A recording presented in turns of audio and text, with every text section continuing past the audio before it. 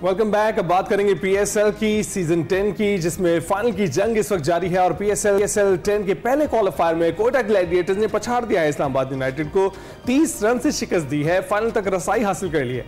लाहौर के किजाफी स्टेडियम में खेले गए पहले क्वालिफायर में कोयटा ग्लैडिएटर्स की जानिब से दिए गए 210 रन के हदफ के ताक़ुब में यूनाइटेड की टीम 20वीं ओवर में 179 रन ही बना सकी और कोयटा ग्लैडिएटर्स की जानिब से दिनेश चंदीमल ने बेहतरीन कारकर्दगी दिखाई है, 48 रन बनाए हैं और इनकी इनिंग में जो 4 चौके और 3 छक्के शामिल थे। फहीम अशरफ की बात करें, 22 गेंदों पर उन्होंने 45 रन बनाए हैं, आउट हो गए। आज एलिमिनेटर मैच में लाहौर कलंदर्स का मुकाबला होगा कराची किंग्स से और मैच की फातेह टीम क्वालिफायर 2 में इस्लामाबाद यूनाइटेड से टकराएगी और फाइनल इतवार 25 मई को खेला जाएगा। कोयटा ग्लैडिएटर्स के साथ फाइनल कौन खेलेगा, इस पर बात करेंगे जनाब। हमें ज्वाइन कर चुके हैं यूसुफ अंजुम साहब। अस्सलाम वालेकुम यूसुफ साहब, गुड मॉर्निंग। कैसे हैं? अल्हम्दुलिल्लाह सब खैर। कैसा था, पहले तो बताएं कि लाहौर स्टेडियम में कल जो शायकीन का कैसा था, क्या उम्मीदों पर पूरा उतरे या नहीं? देखिए, एक ब्रेक के बाद क्राउड का यहाँ पर स्टेडियम में आना, गो के इतनी तादाद नहीं थी जितनी तवक्को की जा रही थी। हम एक्सपेक्ट कर रहे थे क्योंकि मौसम बहुत गर्म था और लेकिन इसके बावजूद कोई 10 से 15 हज़ार के करीब वहाँ पर लोग शाम तक पहुँच गए थे जब मैच ख़त्म हुआ। तो क्योंकि कोयटा की टीम का ये होम क्राउड है, कोयटा को ना सिर्फ लाहौर के खाने रास आए हैं बल्कि उनको ये किजाफी स्टेडियम भी रास आ गया है।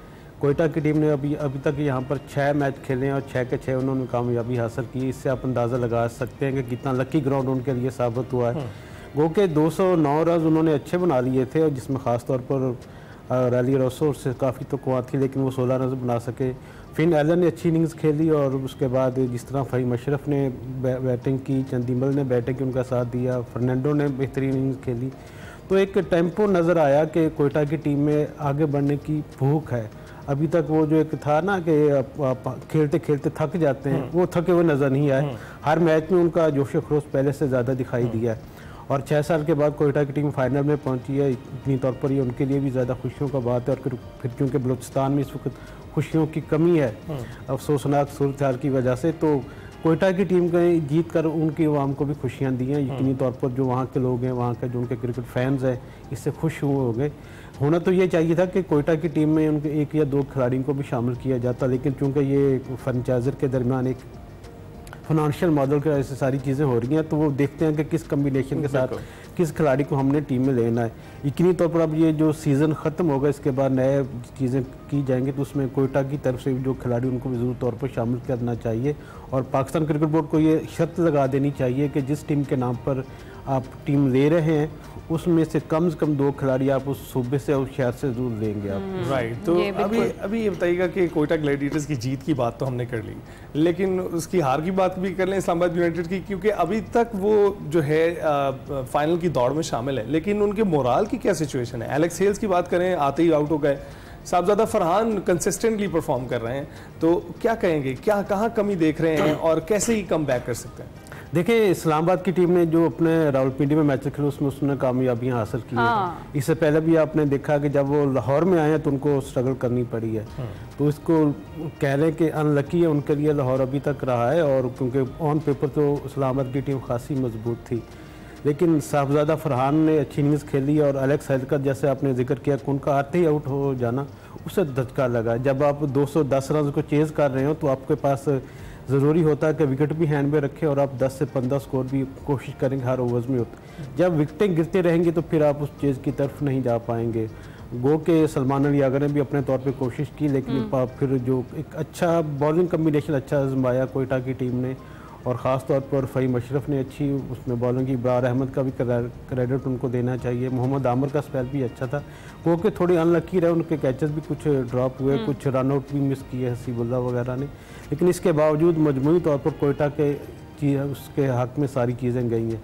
तो जिस तरह की उनकी उड़ान है, कोयटा को ही दे, उनकी बॉलिंग बहुत ज़बरदस्ती, या फिर इस्लामाबाद यूनाइटेड की कहीं स्ट्रेटजी में कुछ प्लानिंग में कुछ तब्दीलियाँ, कुछ गलतियाँ जो इस हार का भी बायस बनी, क्योंकि बड़ा ज़बरदस्त पहले कराची किंग्स को जो टारगेट दिया था 250 प्लस का और जिस तरह से इस्लामाबाद यूनाइटेड की परफॉर्मेंस रही है वो हमारे सामने ही थी, तो फिर एकदम से इस तरीके से क्या वजह समझते हैं? देखिए, जो भी टीम मैदान में होती है वो गेम प्लान के साथ आती है कि हमने ये अगर रन चेज करने तो उसमें किस तरह हमने पावर प्ले में कितना स्कोर करना है और किस तरह की चीज़ को लेकर बिल्डअप करना है। पार्टनरशिप जब तक नहीं होगी उस वक्त आप इतना बड़ा स्कोर आप चेज नहीं कर पाते। जब आपके विकेटें गिरना शुरू हुए, आप पावर प्ले में जब एलेक्स हेल्स हुए आते ही तो उससे प्रेशर बिल्डअप हुआ जिससे आने वाले जो बाकी उनके खिलाड़ी थे उन पर भी यकीनी तौर पर ज़्यादा इजाफी का दबाव पड़ा और उसको वो चेज़ करने की कोशिश में, आगे बढ़ाने की कोशिश में गलतियाँ करते रहे। और एक जो कैच लिया था अब्दुल्ला शफीक ने शादाब खान का, उसने भी वो टर्निंग पॉइंट साबित हुआ एलेक्स हेज के बाद। ये सारी चीज़ें हैं जिनकी वजह से कुछ गलतियाँ जब तक आप नहीं करते उस वक्त आप आगे नहीं बढ़ पाते। बेहतर प्लानिंग के साथ साथ जब तक वो प्लानिंग आप मैदान में पूरी नहीं करेंगे उस वक्त आप कामयाबी हासिल नहीं कर पाते। डॉगआउट में जो लोग बैठे होते हैं वो यकीनी तौर पर अच्छा प्लान करके देते हैं कि आपने किस तरह, किस बॉलर के खिलाफ किस किस्म की आपने बैटिंग करनी है, किसके खिलाफ आप रन का रिस्क ले सकते हैं, छक्के चौके लगा सकते हैं, और किसके खिलाफ आपने कोशिश करनी है कि आउट ना हो। तो जब बैटर वो इस किस्म की अपनी जहन के साथ खेलने की कोशिश करता है, क्योंकि हर जो बैटर होता है वो कोशिश करता है कि मैं भी फेम हासिल करूं, जो क्राउड आया उसको एंटरटेन करूं और जो रन की रफ्तार है उसको आगे बढ़ाऊं, तो उस वजह से कुछ गलतियां भी होती हैं। ओवरऑल जो परफॉर्मेंस थी, वो कम्बिनेशन था, अच्छा था इस्लामाबाद की टीम ना, लेकिन ज़ाहिर है एक टीम ने हारना, एक ने जीतना है, तो जो जिसने अच्छी फील्डिंग की उसको कामयाबी ज़्यादा मिल जाती है। वैसे तो 200 स्कोर हुआ है कल बाकी जो लाहौर की जो पिच है उसके ऊपर, लेकिन कज़ाफ़ी स्टेडियम की अगर बात करें तो उन्होंने कुछ मिट्टी इस्तेमाल की थी ऑस्ट्रेलियन, और ये उम्मीद की जाहिर की जा रही थी कि थोड़ा सा तेज़ होगा अब जो भी प्ले इस पर किया जाएगा।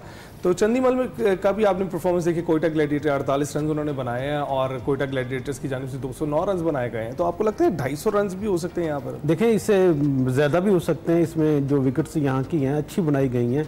मजमूई तौर पर जो 16 ट्रैक यहाँ पर बनाए जाते हैं, पिचेस होती हैं कज़ाफ़ी स्टेडियम की, जिस पर इस्तेमाल उसमें डोमेस्टिक मैचेस के लिए रखी जाती हैं, कुछ इंटरनेशनल मैचेस के लिए रखी जाती हैं। इससे पहले आपने देखा होगा कि 150 रन भी यहाँ पर बनते हुए हमने देखे हैं। अब जो विकेटें यहाँ पर बनाई जा रही हैं, क्योंकि ये इंटरटेनमेंट का नाम है T20, लोग चाहते हैं कि हर ओवर में छक्के चौके लगें, वो ये नहीं चाहते कि विकेटें गिरें।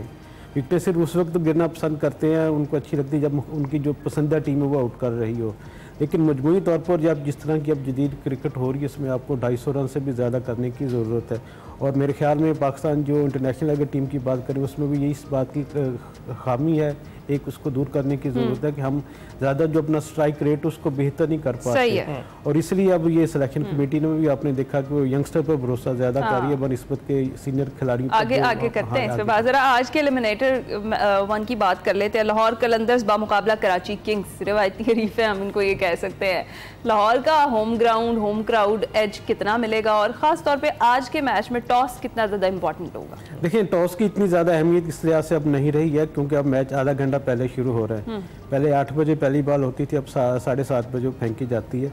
अब जो ड्यू फैक्टर था, क्योंकि लाहौर में गर्मी इतनी पड़ रही है कि जो ड्यू फैक्टर था वो भी ख़त्म हो गया, इसलिए जो पिचेस यहाँ पर बनाई जा रही है, इसमें जो टीम पहले बैटिंग करेगी उसको ज़्यादा एडवांटेज हासिल होगा।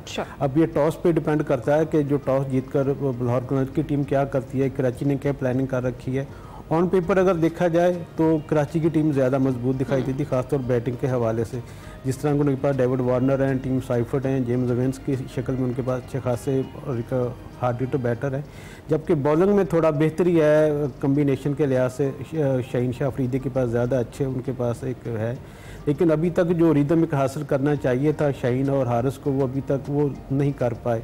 हमने देखा कि इससे पहले उनकी पिटाई भी हुई थी, और जो अभी तक लोगों को याद है, लोग नाराज़ भी हैं कि लाहौर का खिलाड़ी होकर प्रीमियर आप बॉलर हैं तो आप इतनी ज़्यादा और पावर प्ले में भी स्कोर दे रहे हैं, डेथ ओवर्स में भी दे रही हैं।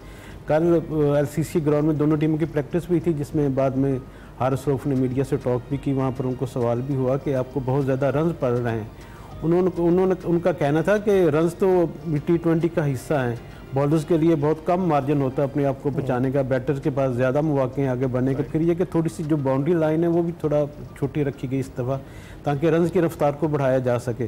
तो मजमूई तौर पर क्योंकि दोनों टीमें हम पल्ला हैं, बनिस्बत ये कि पावर प्ले में कौन अच्छा प्ले करेगा वो देखना पड़ेगा।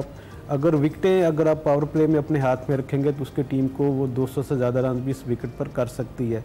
यकीनी तौर पर कराची में इतनी पावर है उनके बैटिंग लाइन में कि वो 200 रन क्रॉस कर सकते हैं अगर वो पहले खेलते हैं। तो बनिस्बत जो सबसे ज़्यादा नुकसान होगा उनको लाहौर की टीम को, वो सिकंदर रज़ा का।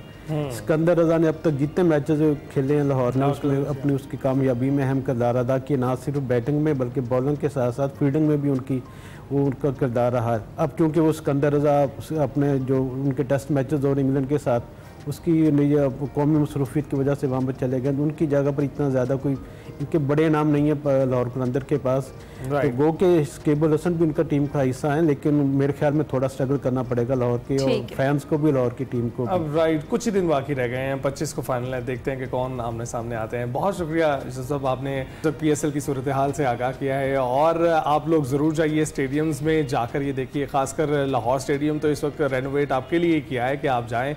और रात का वक्त है, हम जानते हैं कि बहुत गर्मी पड़ रही है दिन में, लेकिन रात का वक्त है तो शायद आप इसको ज़्यादा बेहतर तौर पर एंजॉय कर सकें। हम ब्रेक पर जाएंगे।